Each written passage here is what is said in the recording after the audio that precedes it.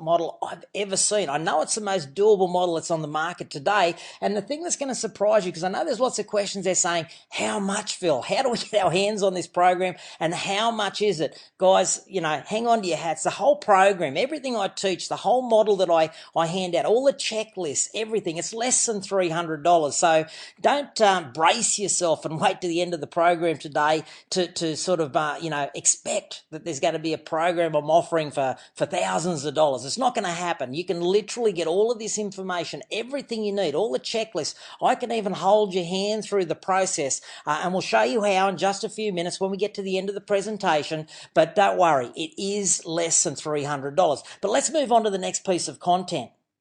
Next, I'd like to talk to you about how do you target where to buy. Step number 4 in my process, after you've got your vision, you've certainly narrowed down the fact that you don't want to spend any more than lunch money, you've controlled the spending from your pocket, you've protected your pocket, and we've become street smart. We've started to put in place the simple basic techniques. We've understood how do we get our tax money back, how do we use equity from our existing properties, how do we keep our deposits down to $1, how do we maybe leverage our super funds. Now it's time to start thinking about where would we apply this stuff. Gone are the days of buying property in your own backyard. I mentioned that earlier. Now it's about how do you spot hotspots around Australia. Well, in this step of the process, I've got defined checklists for each of these next few steps, which show you how to narrow down the emerging hotspots, and then where do you go from there. But first of all, how do we target where to buy? Well, guys, I've actually got 7 key hotspot indicators that I use. Now, we can't go into all of them. I really want to spend some time on timing today, but the 7 key hotspot indicators that I'll be able to teach you as we go forward, but they're all about chasing where is the development happening, where's the infrastructure at a certain level, how is supply and demand looking in each of those markets. Affordability is a big thing that I focus on. I don't believe in buying expensive properties. I like small, sweet fruit, so affordability is a big thing that I do look for. Timing, which we're going to spend a lot of time on today. Timing is a key factor. And population growth is a very interesting one which people don't look at enough. Population growth is definitely one of the 7, but the one that catches a lot of people by surprise, and I think it's a little bit of a passion for me, is following market trends around Australia. Let's just have a look, though, in depth at timing. The way that most property investors talk about timing, they talk about a property clock. They discuss what stage the property cycle is at in any given area via what time it is on the property clock. Now, 12 o'clock becomes the peak of a market. Many of you probably know that. 6 o'clock is the bottom of the market. And in between 6 and climbing up through 7, 8, 9, 10, 11, 12 is obviously the growth stage of the cycle. And on the other side is obviously when a market is settling. Let's go through one example together. But before I do, I hope you all realise there's not one property clock for Australia. There certainly isn't. There's not even one property clock for Sydney, Brisbane, Melbourne. There are dozens and dozens and dozens of clocks in each of the cities, dozens of different property cycles, and throughout the rest of Australia, big markets, big key regional hubs may have predominantly one clock, but for me there are hundreds and hundreds of clocks all over Australia. And I find this fascinating. It's become a real passion of mine to watch market trends interrelating with what stage a property clock is at. So let's just track through one cycle together. Any market in Australia will eventually get to 6 o'clock, the bottom of a cycle, the bottom of that particular cycle in that particular suburb or market. At 6 o'clock in the market, you could make the mistake of thinking that's the ideal time to buy. I don't believe it is. Some property educators would say, buy at 6, it's never going to get lower, you're at the bottom of the market. The reason why I say don't buy at 6 o'clock is because you don't know how long it's going to stay at 6 o'clock. And for me, there's a real opportunity cost in sitting in a market waiting for 4, 5, 6 years for it to start to go into a growth phase.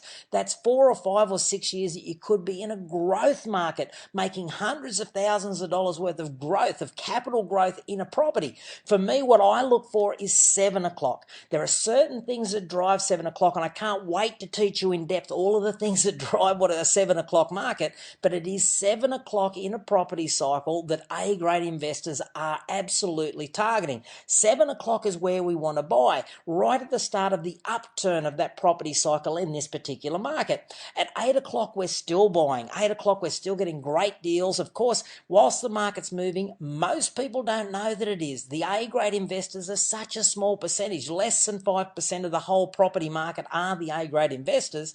And for us, we're still buying through 7, 8, even 9 o'clock, and property prices are only just starting to get an upward push under them right now. Land prices are moving. Developers are gearing up, ready for retail sales. And around about 9 or 10 o'clock, this is about where the B-grade investors come back into the market.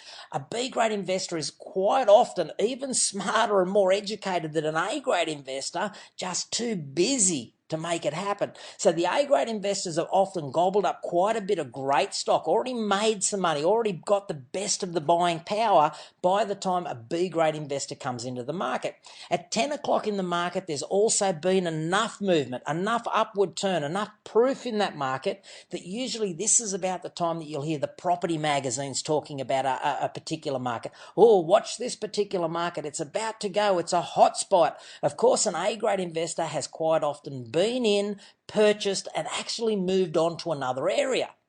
Now, an A-grade investor, they are in a position where they've bought, they've taken up great quality stock, made some money. A B-grade investor coming in at 10 o'clock in the market is just not wanting to miss out. They know the market. They've probably been watching it for the last 12 months or so and going, you know what, I should get in, but they're just so busy, stuck in the rat race, they haven't had time to go out and buy. And quite often they buy retail. This is about where the retail sales start. They buy through a real estate agent, and they may even get caught up at an auction. This may be where auctions are starting to be introduced back into the market. But this is where the next layer of investor comes back into the market, is 10 o'clock. By 11 o'clock, even the conversations around a barbecue are starting to heat up. People are starting to go, wow, you know, the market's moving. We're going to miss out if we don't do something. Auction numbers are climbing. And by 12 o'clock, this is where most people are buying in a market. Most people are lined up. They're 10 deep, 15 deep at an auction. And they're in a situation where they believe that they're going to miss out if they don't get into the market. There's a fear of missing out that drives them like pigs to the trough, where they're just, you know, they're in there buying, and it's so high in the market, it's probably even exceeded the fundamental value of the property at that stage of the property cycle. It's now at a market high. It's driven by the volume of buyers that are coming in at in this C-grade investor timing. Now, for an A-grade investor, we're freaking out a little bit. We're looking at it going, wow, we can't believe people are, you know, so supercharged going into that market. A lot of that is driven by clever marketing, because what you'll also see in the property magazines is, now that there's proof, now that they can look backwards and say, you know, in an advertising campaign, a property spruiker can be there going, wow, look at Gladstone. It's been the best growth market over the last 3 or 4 years. It's averaging 15% growth. You're going to miss out on the hotspot, Australia's best investment market. And the C-grade investors gobble it up. They gobble it up. They come in truckloads, and they're buying very high in the market. They can even still be buying at 1 o'clock, thinking the market's still going in the direction that it was 2 years ago. The reality is, guys, this is a dangerous period to be buying, and I want to protect you from that. That's a typical property cycle, and they do roll around. Now, if you love property cycles and timing as much as I do, hang around to the end of the presentation. I'll put a few more slides in the question and answer section, because I know I always get lots of questions about 7 o'clock markets and how do I pick timing. So hang around to the end, but we need to get into step number 5 next. Step number 4 was all about targeting where to buy. How do we find hotspots around Australia? How do we use those 7 key indicators? Well, beyond step 4, we head into step 5, targeting down into what do we buy in each of those hotspots. Targeting what is a much longer list. We have a 21 point list that we use, 21 point checklist that we use going into each of the markets as we narrow down towards what is the best property type to buy in that particular market.